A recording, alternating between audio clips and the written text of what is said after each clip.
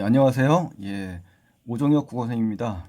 오늘은 그 시조, 연시조에 대해서 수업을 하겠습니다. 수능 국어 특강, 연시조, 만흥이라는 시인데요. 우리 아주 중요하고 아주 그 시조의 대가인 윤선도 시인의 아주 그 주요한 작품입니다. 여러분 반드시 공부를 하셔야 됩니다. 자, 만흥이라는 거는 일단 제목에서 어떤 걸 힌트를 얻을 수 있죠. 만흥. 이 흥이라는 거는 이제 즐겁다는 얘기입니다. 즐겁다. 그리고 이 만이라는 것은 즐거움을 어떻다? 많이 느낄 수 있는 그런 의미니까 즐거움이 막 많은 거예요. 이선 엄청나게 즐겁고 아주 그 흥겨움에 있는 그런 상황이라는 것을 알려주는 거죠. 그러니까 흥겨움이 여기서 주된 정서라는 것을 좀 알아두시면 좋겠습니다. 우리 1년을 한번 보실까요? 전 6년인데 그 중에 이제 첫 번째 연을 보시면 그 산수간, 산수라는 건 이제 자연이고요. 바위 아래 띠집을 졌다. 띠집은 이제 초가집이라고 생각하면 되고요. 짓노라 하니, 짓고자 하니 뭐 이런 뜻이죠. 그 모른 남들은 이 남이라는 거는 뭐냐면 세상 사람들이겠죠. 세상에 그 속된 사람들, 세속인, 속세인 이렇게 웃는다, 비웃는다, 한다마는 비웃는다 하지만은 막 이렇게 되겠죠. 어리고 누가 주어가 누구죠? 화자죠, 화자. 내가 어리석고 혐이라는 것은 이제 시골에 사는 촌뜨기예요. 즉 다시 말하면 견본이 좁고 우물한 개구리처럼 사는 그런 세상 물정 모르는 자기 자신을 낮춰 표현하는 거예요. 그래서 비판이나 비난이 아니라 자기 자신을 낮추는 거죠. 겸손. 아셨죠?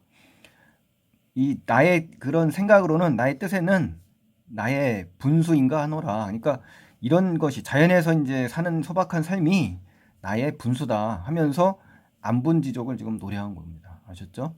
자, 해석을 그렇게 하시면 될 것 같고요. 두 번째 연에 가시면 보리밥, 풋나물. 보리밥 풋나물이라는 것은 우리 그 소박한 음식이라고 하면 되고요.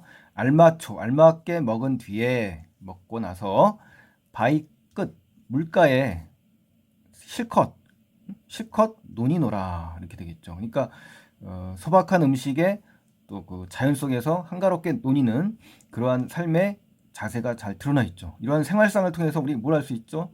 여기서 자연 속에서 소박하게 살아가는 우리 화자의 모습을 읽을 수가 있지 않습니까? 물화일체라든가 자연친화 이런 걸 떠올릴 수가 있지 않습니까? 또 그 남은 그럼 이렇게 하고 나서 그 나머지 여남은 남은 것들 그러니까 이거 말고 그 남은 그 나머지 것들을 내가 부러워할 그런 일들이 내가 부러워할 줄 있겠니? 서리법이죠. 없다라는 거죠. 없다. 그러니까 결국보다 만족감이 여기에서 잘 드러나고 있지 않습니까? 그렇죠? 자, 이렇게 해석하시면 되고요. 세 번째 연에 가시면 술잔 들고 자, 이 부분이 상당히 중요합니다. 이 3년에서 우리 모의고사에도 많이 나왔고 시험에서도 많이 출제 요소가 되는데 역시 아이들이 처음 봤을 때는 이제 학생들이 많이 틀립니다. 갑자기 준 해석을 보면 근데 이제 공부했던 사람은 이제 그만 알겠죠. 그렇지만 해석이 얼마나 중요한가를 다시 한번 보여주는 부분이라고 할 수가 있거든요. 해석이 완벽히 돼야만 된다는 것을 다시 한번 말씀드리고 싶고요. 잔 들고 혼자 앉아. 자, 떠올려 보세요. 술잔 들고 내가 혼자 앉았어요. 어딜 봐요? 먼데 저 산을 이렇게 바라보고 있지 않습니까? 술잔 들고. 이 장면을 잘 떠올리세요. 아셨죠? 그리고 나서 그린다는 것은 그리워하던. 누가? 님. 요게 이제 결정적으로 이제 함정에 빠질 수가 있거든요. 여러분께서 이 님이 나오니까 고전에서 무조건 그리움이다. 그리움의 대상이고 연민의 대상이고 또 애정의 대상이다. 이렇게 착각을 하실 수가 있어요. 그러니까 그렇게 하면 안 되고 해석을 정확하게 하셔야 되거든요. 그러니까 여기서 많이 학생들이 틀린 것을 많이 봤거든요. 그러니까 여러분께서도 해석이 얼마나 중요한지 아셨죠? 문제 100개 푸는 것보다 해석을 원문을 정확하게 여러 번 하는 게 훨씬 더 여러분의 문학 실력을 향상시키고 또 각종 시험에 대비할 수 있는 지름길이라는 걸 다시 한번 말씀드리고 싶습니다. 그리워하던 님이 온다. 반가움이 이리하라는 얘기는 뭡니까? 서리법이잖아요. 이토록 좋으랴 그랬습니다. 여기서 해석을 보면 서리법이기 때문에 좋지 않다는 얘기예요. 비교가 안 된다. 먼 산을 보는 게 훨씬 더 뭐다? 반갑다 이 얘기지 않습니까? 그러니까 비교하려고 님이 나왔지 님이 오는 것을 반갑게 맞이하려고 지금 쓴 게 아니지 않습니까? 그렇죠? 그 해석을 잘했어야 되는데 읽지 않고 푸는 사람들을 학생들 많이 봤거든요.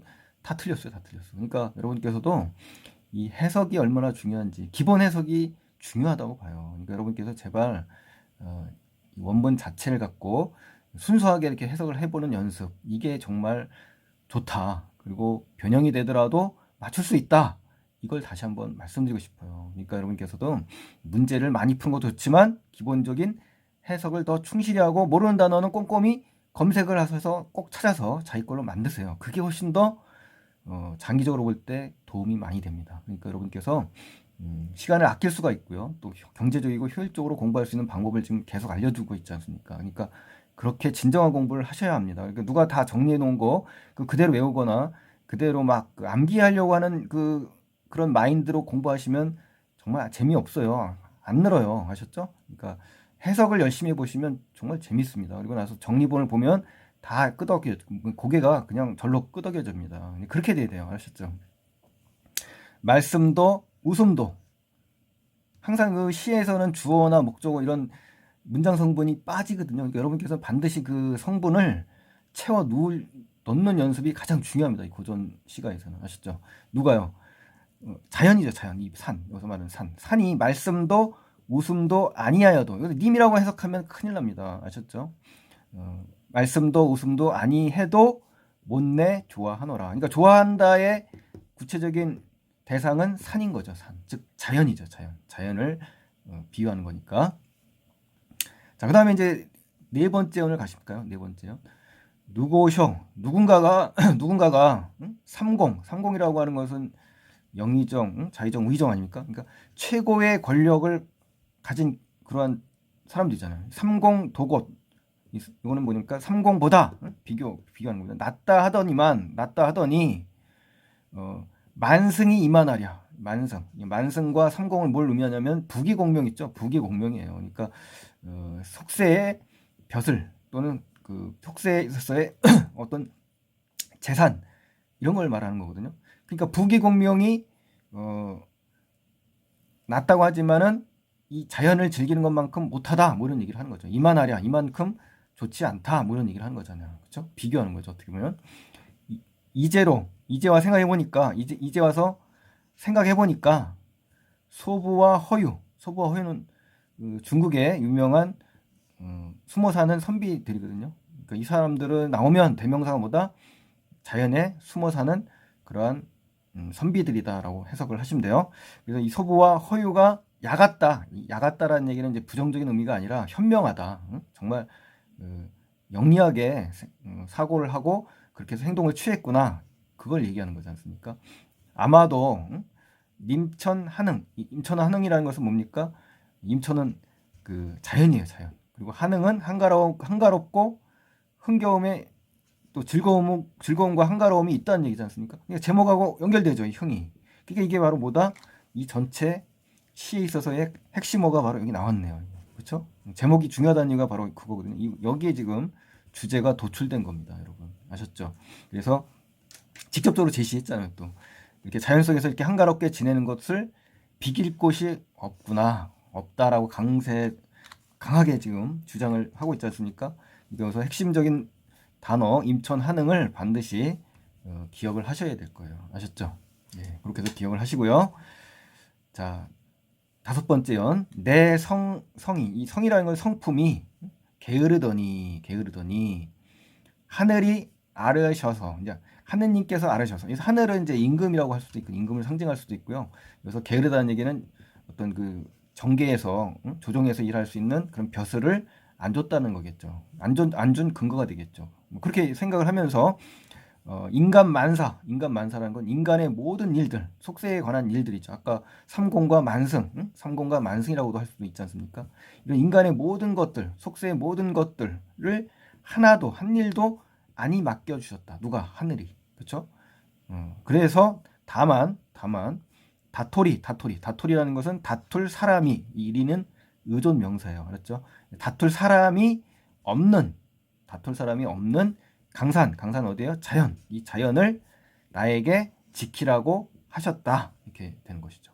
그렇죠? 그러니까 결국은 자연과 혼연일체가 된 거죠. 자연을 지키는 어떤 그 자연의 주인이 되라. 이렇게 이야기를 한 거니까.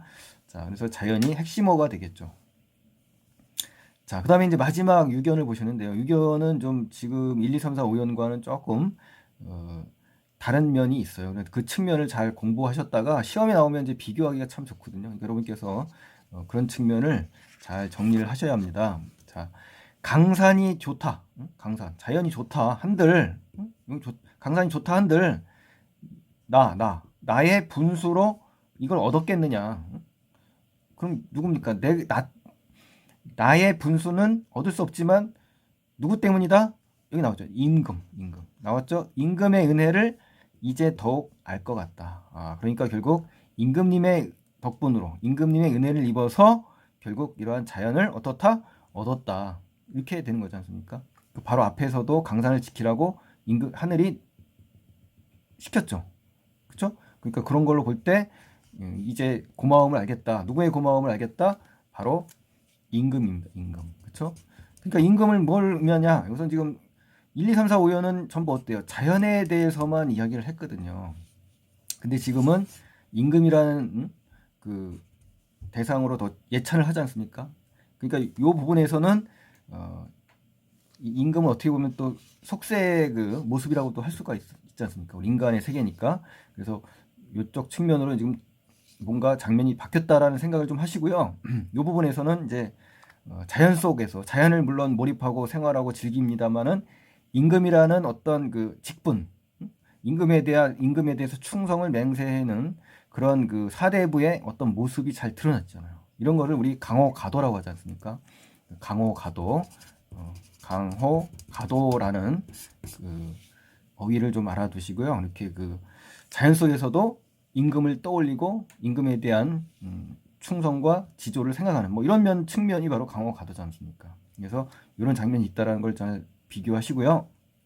아무리 임금님의 은혜를 갖고자 하여도 해올 일, 갚을 일이 전혀 없구나라고 이렇게 이야기를 하면서 끝났네요. 그렇죠? 그러니까 여러분께서도 이렇게 해석을 갖다가 하나하나 음미하면서 또 마음속에 떠올리면서 또 어휘를 떠올리고 전체 제목과 또 서술어를 주목해서 또 핵심어를 주목해서 기억을 하시면 이 시조를 완전히 이해했다고 봅니다. 그러고 나서 이제 설명서라든가 사용 설명서라든가 또는 다른 강의라든가 또는 본인이 문제를 풀어볼 때 한번 해보세요. 그렇게 하면은 참 좋습니다. 우리 그 모르는 시조가 또 답지에 나올 수 있지 않습니까? 비교하고 뭐 맞추는 문제들 전혀 모르는 작품이랑 부딪힐 수도 있어요. 그렇기 때문에 여러분께서는 이 작품을 외우려고 한다 생각하지 마시고 해석 연습을 한다라고 생각을 하셔야 돼요. 이 시대 때, 조선 시대 때는 지금의 말투가 많이 다르잖아요. 전혀 이러한 말투를 익힌다고 생각을 하셔야 됩니다. 아셨죠? 그러니까 그런 측면의 공부를 좀 하시면 정말 좋겠다는 생각을 하고 있습니다. 아셨죠? 자, 오늘은 여기까지 하고요. 다음 바로 투 수업에서는 만응을 다시 한번 분석하면서 마무리를 하겠습니다. 그때 그 강의도 꼭 보세요. 네, 고맙습니다. 감사합니다.